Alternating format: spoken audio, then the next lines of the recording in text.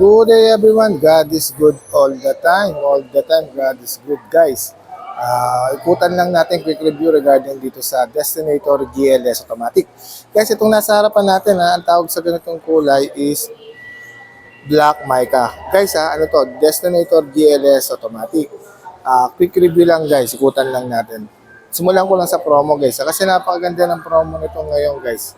Zero cash out siya, inclusive na yung 1 year comprehensive insurance, 3 years LTO, and then shuttle mortgage. Tapos, guys, meron kaming promo ngayon sa planta hanggang June 30. Meron siyang 40,000 na fuel subsidy. Tapos, yun, meron siyang 40,000 na fuel subsidy. Guys, kasi without prior notice, hindi ko alam kung aabot pa sa atin yan.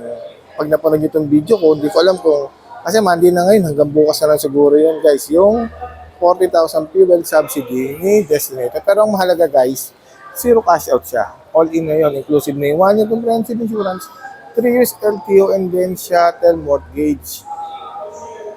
Yan, guys. At tapos, guys, syempre, pag sa akin kayo kumuha, guys, bibigyan ko kayo nung rain visor sa gilid.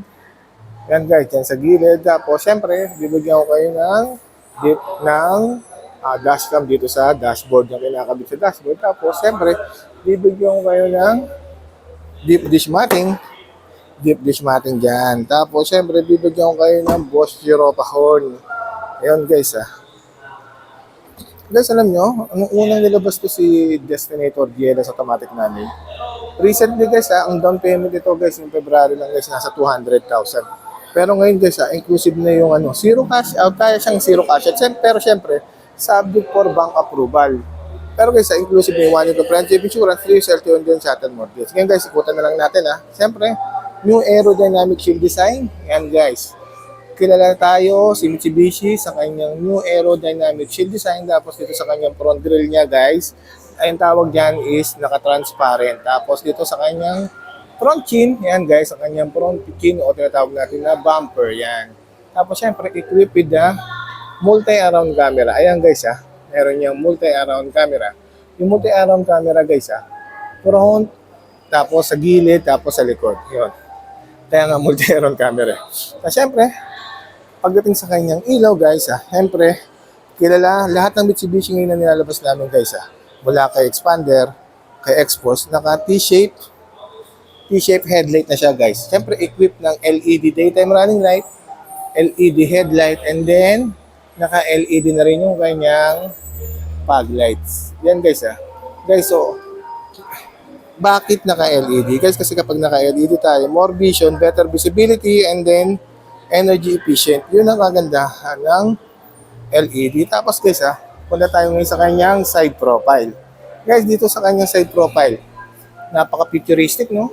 Tignan nyo, guys, yung tinatawag natin dati na fender flare. Pero ngayon, ang tawag nila dyan is wheel arch. Yan, wheel arch. Tapos, syempre, sa gilid, meron siyang side skirt na tinatawag natin dati. Pero ngayon, ang tawag namin dyan is body cladding. Yan, guys, naka-body cladding si Destinator. Actually, guys, lahat naman. Pati si GLX, naka-body cladding na rin. Yan, guys, Guys, pakita ko lang sa inyo yung kanyang alloy wheels. Yan, guys. Yung sukat ng kanyang gulong, syempre, 225 by 55 R18. Naka 2-ton alloy wheels yan, guys, Syempre, ventilated disc brake sa harap, tapos sa likod is drum brake. Tapos, guys, pagdating sa kanyang suspension, guys, ang suspension niyan, guys, is MacPherson strut coil spring with stabilizer bar. Tapos, dito sa likod, ang suspension niyan is torsion beam. Yan, guys. Tapos, syempre, guys, pagdating dito sa kanyang gilid, guys, equip siya ng turning signal light na LED. Tapos, ayan yung camera niya, guys. Yan. Yan, guys. At syempre, guys, pagdating sa kanyang pintuan, equip siya ng keyless operating system. Ito, guys, keyless operating system, guys. Yung susi niya, guys, kahit nasa bulsa mo lang o nasa bag mo, guys, within 70 centimeters, guys, pipindutin mo lang to, guys, tapos makakapasok ka na sa loob. Yun yung ginagawa ng pagka naka keyless operating system ka. Siyempre, guys, pagdating dito sa kanyang likod, guys, equip yan ng, eto, guys, built-in na to. Built-in spoiler with high mount stop lamp. Ayan, guys. Siyempre, naka T-shape yung kanyang taillight. Naka-LED na combination ng LED and then ng halogen. Ayan, guys. Tapos, siyempre, Guys, meron din niyang multi-air ang gunner. Ayan guys, may camera siya dyan.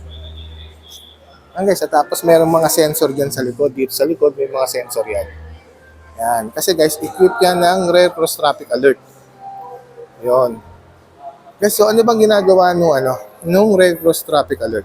Guys, kapag maatras tayo sa likuran natin pagka na-sensor na may object na tatamaan o mababangga yung likuran natin, mag-alarm yan, tutunog yan para i-signal tayo na huminto.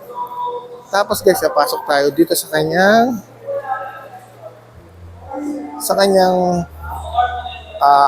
harap. Ayan guys, simulan natin dito sa kanyang driver side. Ito guys, sa kanyang driver side guys ito guys ito guys, leather to. Naka-leather to. Siyempre, yung design na piano black finish para sa elegant look. Tapos, siyempre, naka-silver dito sa kanyang gilid.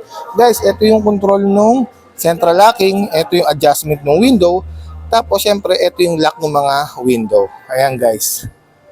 Yan, ito yung lock ng window. Ayan guys Ayan yung control ng bintana at ng pintuan. Ngayon guys, punta naman tayo rito sa kanyang dashboard o tinatawag natin simulan natin sa center console. Yan guys. Guys napaka futuristic lang yung design ng GLS. Alam bakit guys? Tignan nyo guys merong piano black finish sa kanyang aircon vent. Tapos merong silver accent sa gilid. Di ba? Ayan guys naka piano black finish tapos naka silver accent sa gilid. Di ba napakaganda? Tapos leather yan guys leather yung ilalim niyan. Yung gitna niyan leather yan. Ngayon guys, infotainment system guys. Infotainment system niya is 12.3 inches. Touchscreen monitor. Ano yan guys naka-wireless connectivity yan na Apple CarPlay and then Android Auto. Tapos guys, naka-Apple CarPlay, Android Auto siya guys. Tapos, naka-smartphone link display audio na yan guys Pagdating sa kanya aircon system guys, naka-dual zone auto climate control system yan guys. Tapos syempre guys yung aircon natin guys, technology ng aircon natin guys, yung Nano X. Yung Nano X guys, nagbubuga yan ng tiny particles na pumapatay ng bakterya dito sa loob. Di ba ang ganda? Ano ko to guys dual zone to guys Kung ano yung preferred nung sa driver, kung ano yung gusto mong lamig. Ngayon kung ano rin yung gusto mong lamig nung sa passenger mo, magkaiba kayo kung ano yung gusto nyo lamig. Yun yung advantage ng dual zone auto climate control. Siyempre guys equipped with the push start engine. Naka push start yan. Tapos siyempre, naka-electronic parking brake with brake auto hold. Tapos guys, meron din kaming naka-drive mode din yan guys Yung drive mode na yan guys syempre normal, wet, tapos yung bago namin ngayon, yung tarmac. Yung tarmac guys, yung pasigsag-sigsag. Tapos meron din yung mud, meron din yung gravel. Yun guys. Syempre guys pagdating sa kanyang steering wheel. Ito guys steering wheel guys. Grabe naka-leather up na to guys Leather up to guys. Tapos syempre, tilt and telescopic adjustment to guys Tilt and telescopic adjustment yan. Forward, backward, up, down, and up. Yan. Guys, balikan ko lang dito guys Itong tawag dito, center console natin. Ang transmission niya is CVT to guys. Continuous Variable Transmission. Yan guys naka-CVT yan. Tapos guys ito yung pagdating sa kanya multi-information display, naka-digital na yan guys. Sorry guys, malabo lang yung cellphone natin. Naka-digital na yan. Tapos dito sa steering wheel niya, syempre nandito yung control sa multi-information display. Tapos sa infotainment system yan, syempre. Andyan yung audio control. Tapos dito sa kanan, nandito yung cruise control. Tapos ito yung control ng 360 camera. Tapos ito yung voice command, tapos ito yung answering call with the Bluetooth. Ito yung answering call na up and then down. Ayan guys. Ganda Tapos guys ang kagandahan dito kay Destinator guys, meron yung aircon vent dito sa paa. Ayan guys may aircon vent dyan sa paa. Di ba ang ganda? Siyempre, sa kanyang seat material, naka-high fabric seat material lang yan guys. Naka-high fabric seat material. Ngayon guys, punta tayo sa second row guys. Lipat lang tayo rito guys sa second row. Papakita ko sa inyo rito yung kanyang second row. Ito guys second row guys unang nakita nyo guys ito. Yan, may seat tray dyan guys. Ayan guys seat tray. Just in case na bumabiyahe kayo guys, bigla kayo nagutom, syempre yan, okay, may gagawin kayo, pwede kayo magpatong ng laptop, pwede kayo magpatong ng pagkain. Tapos syempre, meron siyang cup holder. Tapos guys, ito yung control ng aircon. Yan. Tapos, syempre, may charging port. Type A and Type C. Tapos, syempre, merong aircon vent. Yan. Tapos, sa doom light, yan, may doom light yan, guys. Yan. Syempre, may seat belt. May ISOFIX dyan. Tapos, ito guys, may center armrest to na bababa to. Nabababa yan. Guys, pakita ko lang pala sa inyo. Itong tinatawag natin na dito sa center console. Ito guys, ano to guys itong center console guys, cool box to, okay? Guys, ayan, mapapansin nyo merong anuan ng hangin. Pero guys, hindi yan nagpapalamig.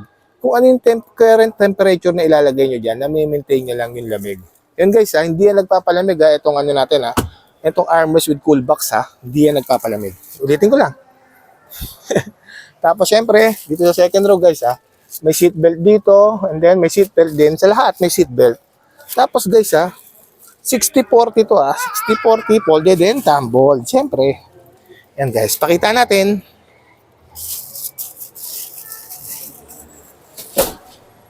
Ayan guys.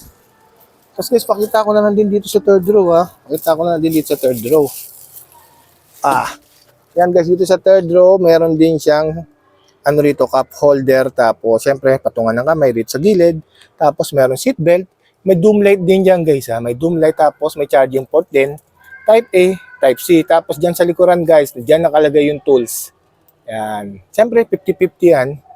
50-50 ano ito split type tong third row. Napakaluwag nito guys. Sobrang luwag nitong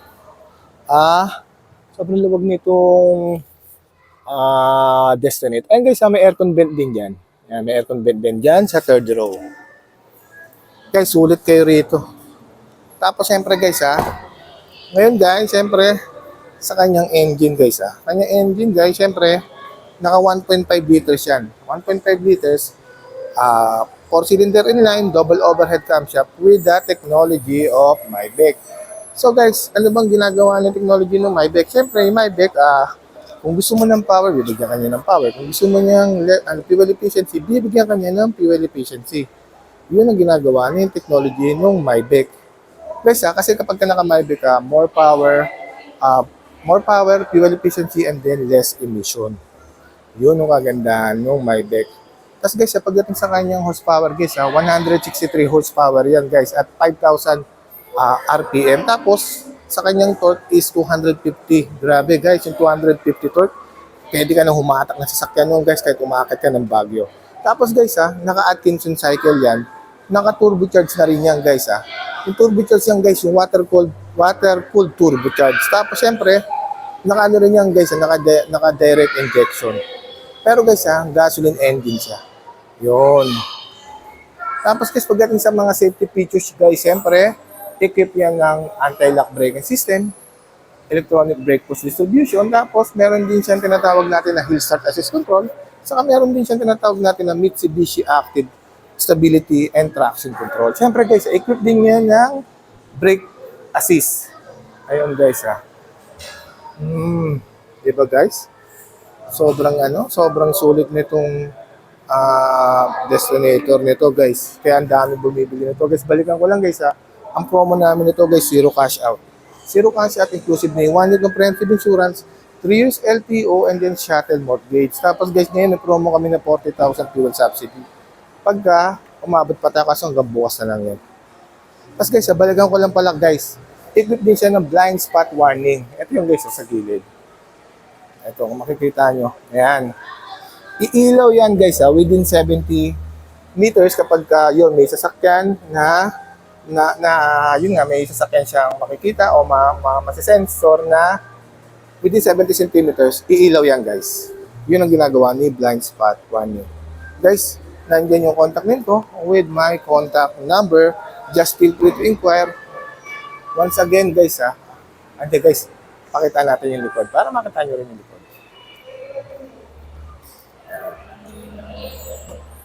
Ayan guys, pakita ko muna yung likod. Ayan guys, ganda. Ito guys, yung sinasabi ko. Ito guys, maluwag pa yan guys. Pwede nyo palagyan ng gamit.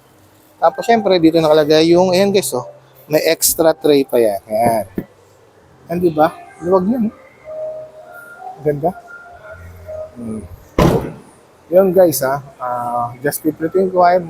Nandiyan yung contact name ko with my contact number. Once again, this is Winfred D. Puspos, ang lagi nagsasabing anumang hirap ang pagdaanan natin dito sa mundo, mananatiling mabuti ang Diyos. Maraming salamat po. God bless everyone. Thank you po.